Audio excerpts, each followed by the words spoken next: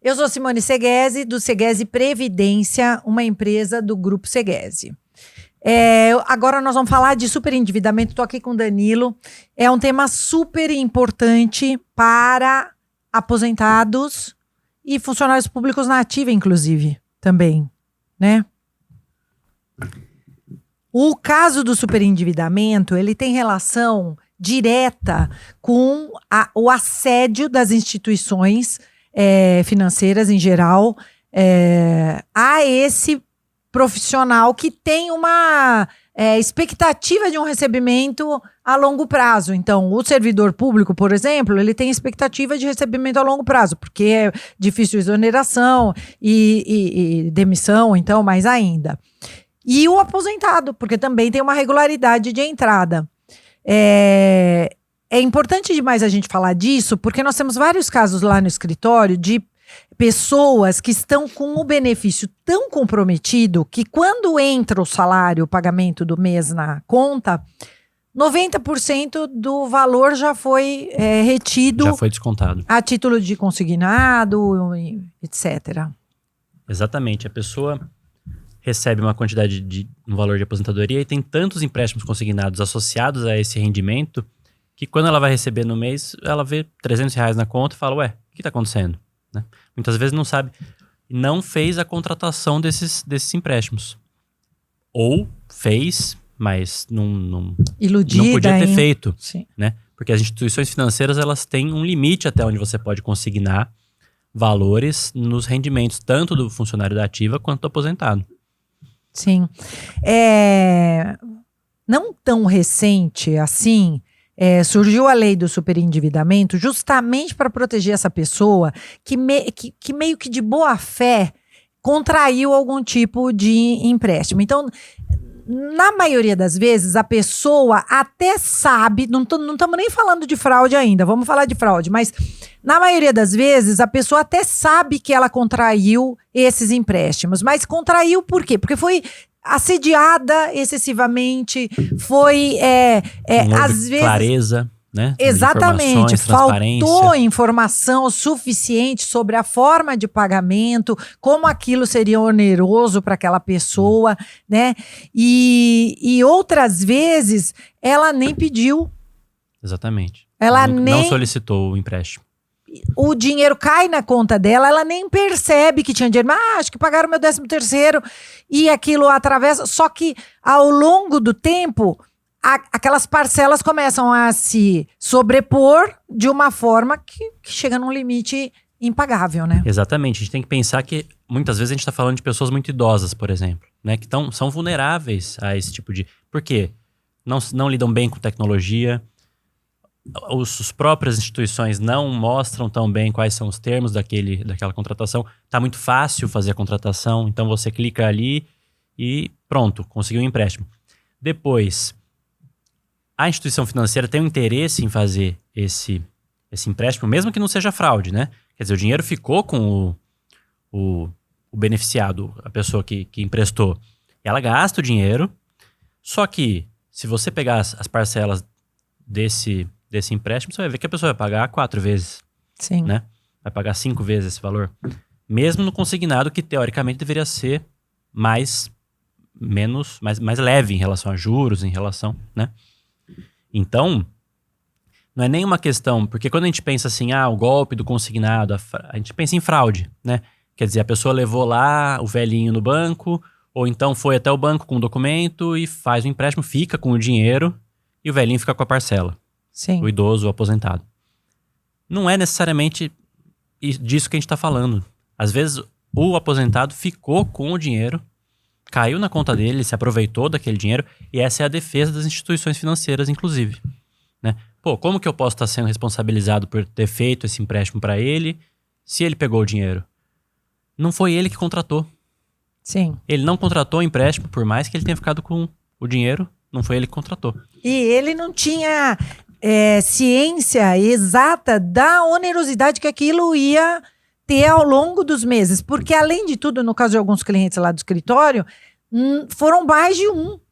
Vários bancos soltaram consignados na conta da nossa cliente, 2 irmãs, inclusive, né? E chegou num momento em que fica impagável. E elas até receberam o dinheiro, mas não fizeram o pedido. Elas nem estavam precisando. E nem perceberam que tinha entrado aquele dinheiro, porque é coisa de salário mínimo, né? No caso delas. Agora, nós estamos tratando também do superendividamento de pessoas com discernimento total, que exageraram mesmo, por conta da facilidade. E até nesses casos, os bancos, se a gente provar que teve uma falha de informação, que teve um excesso de provocação, quer dizer, o assédio foi excessivo, faltou compreensão geral da forma de pagamento, até nesses casos a gente consegue repactuar, reorganizar, minimizar o efeito daquele empréstimo. Renegociar essas dívidas, né? Exatamente. A pessoa está endividada, tem os rendimentos, o salário que é um alimentar, quer dizer, ela precisa daquilo para sobreviver e pagar as contas do mês dela, comprometido em 70%, por exemplo. Né? Tá recebendo 30% do que deveria receber. Como que você sai de uma situação dessa, né? Sim. A gente precisa... Eu estava comentando lá com a equipe, né, que uma das primeiras minhas teses da vida como advogada foi justamente sobre esse tratamento dos bancos para com os consumidores. Em 1990, eu fiz o primeiro TCC da minha vida, que até estou procurando para ver se eu acho, porque é emblemático, né? Na época, a gente trabalhava sobre o excesso de cobrança, o abuso das instituições financeiras, a lei de usura naquela época, e a transformação de tudo isso em um montante impagável, né? Lógico. As pessoas, as empresas, as pessoas começam a se comprometer com cheque especial, E aí, agora, trabalhando ainda com essa matéria, a gente vê quanto isso também evoluiu e mudou, de forma a você continuar demonstrando o quanto a instituição financeira ela é falha em informar o cliente, quer seja empresa, quer seja pessoa física, exatamente daquilo que ele está pactuando. Os termos das consequências daquele contrato, né? Sim, o que ele está pactuando exatamente.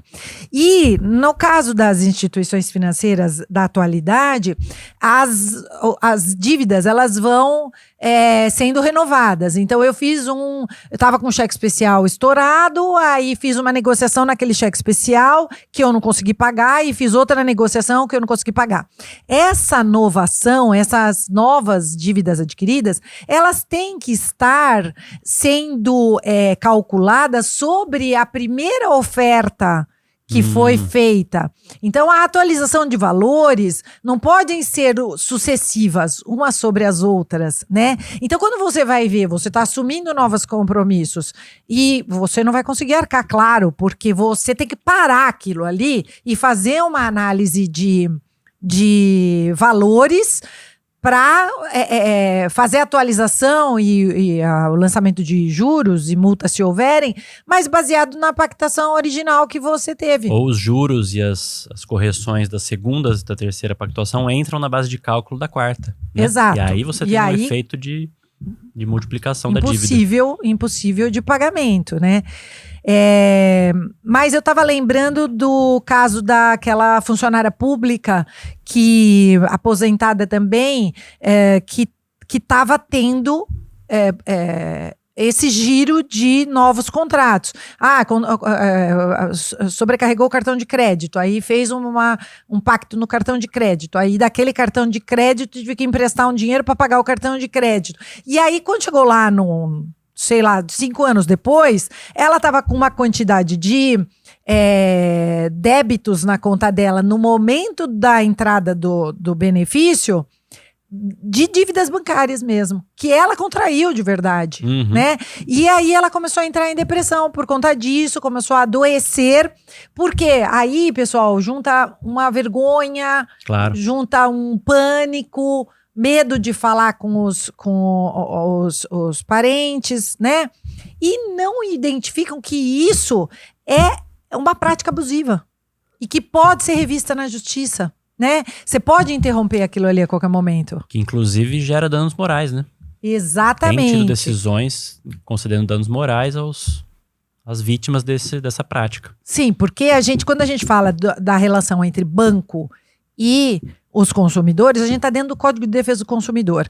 E o consumidor normalmente não tem a documentação de prova. E o bom de estar pelo Código de Defesa do Consumidor é que você não precisa ter. Exatamente. Reversão do ônus Porque da tem prova, essa né? inversão. Ele é que é o forte da relação, ele é que tem que me trazer a documentação. Então já parte do princípio que você vai entrar falando assim pro judiciário: não tenho condição de fazer essa prova, eu preciso da documentação que não está em meu poder para contar essa história toda. Quando foi a primeira pactuação? Quando que começou essa roda, né?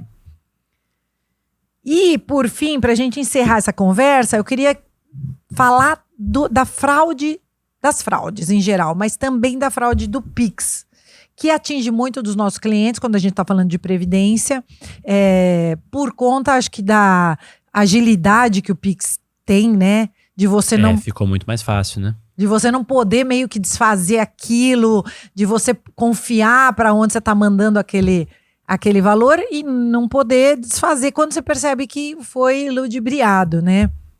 Até pouquíssimo tempo a gente não imaginava que a gente podia responsabilizar os bancos por isso.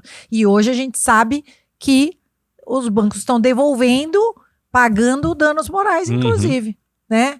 Então, é importante que todas as pessoas ventilem esse tipo de diálogo nas famílias, porque em muitos casos a pessoa até esconde: caí num golpe, mas não vou falar nada para ninguém, né?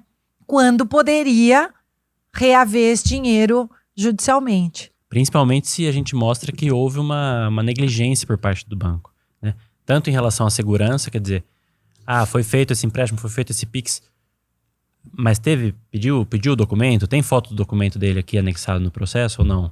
Tem foto do rosto, às vezes, né, que você tem que tirar aquela foto do rosto para mostrar Ou se houve uma lentidão em reagir, né? Às vezes o cliente informa a instituição bancária que houve o golpe, houve a fraude e a instituição não faz nada, não bloqueia. Sim. Né? Tem fraudes subsequentes por causa da lentidão na instituição. Sim. Esses casos têm mais chance ainda de você conseguir responsabilizar e tem a responsabilidade bancária. das duas instituições, da que você é cliente e para a qual você encaminhou.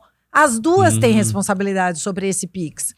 E uma das normativas do sistema bancário sobre Pix diz que antes do encaminhamento do Pix, o sistema bancário, qualquer agência que seja, ela tem que observar a constância no encaminhamento de Pix. Então, vamos pensar que é uma pessoa que manda um Pix por mês. De repente, ela manda um Pix de R$5.000. Antes de liberar, ela tem que fazer uma convocação para esse consumidor e perguntar: é isso mesmo?